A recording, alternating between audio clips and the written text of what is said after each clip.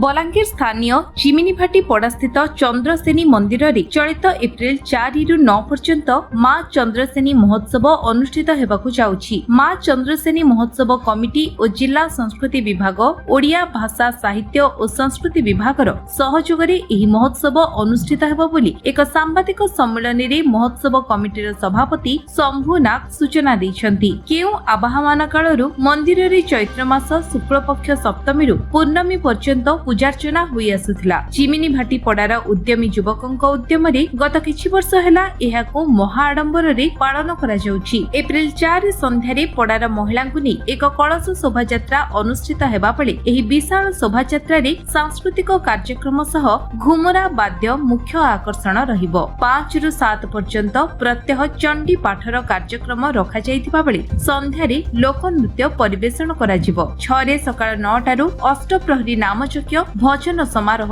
अनुष्ठित हेबो। सेहिपरि संध्यारे सुंदराकांड परागण, संध्यारे संबलपुरी मेलोडी कार्यक्रम रहिछि। सेहिपरि एप्रिल 10 रे अपराह्न 4 टारु सामूहिक प्रसाद सेवन रे प्राय 55,000 रु ऊर्ध्व लोकंक व्यवस्था करा जाइछि बोली श्री नाग सूचना दैछन्ति। 5,000 रु ऊर्ध्व लोकंक व्यवस्था करा जाइछि बोली श्री नाग सूचना दैछन्ति। शंभु नाग, सभापति मां चंद्रसेनी महोत्सव कमिटी चिमिनीभाटी पड़ा।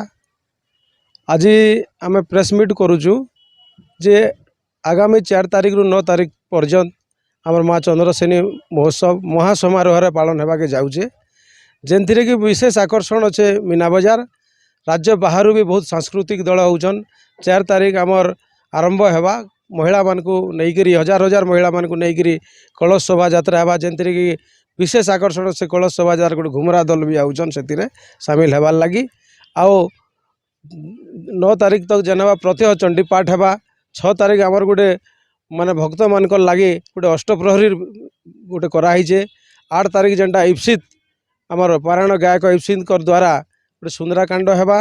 संध्यारे 9 तारिख संबलपुरी ऑर्केस्ट्रा विशिष्ट कलाकार मान को नहींकरी आओ 5 तारिख आमर सांस्कृतिक दल माने तांकर कार्यक्रम परिवेषण करबे, जेनथिरे कि ई महोत्सव के बलांगीर संस्कृति विभाग आओ ओडिशा राज्य भाषा साहित्य अनुष्ठान भी सहयोग करुचन। आओ इथर आहुरी जाकजमक हेबा। समस्त को मुझे अनुरोध करुचे आमर बलांगीरवासी को जे बहु संख्यार योगदान करी ई महोत्सव माने के उपभोग करबे और मां चंद्रसेनी कृपा लाभ करबे। बलांगीर अंजी पृष्ठिंग रिपोर्ट विश्व विजय न्यूज ओडिशा।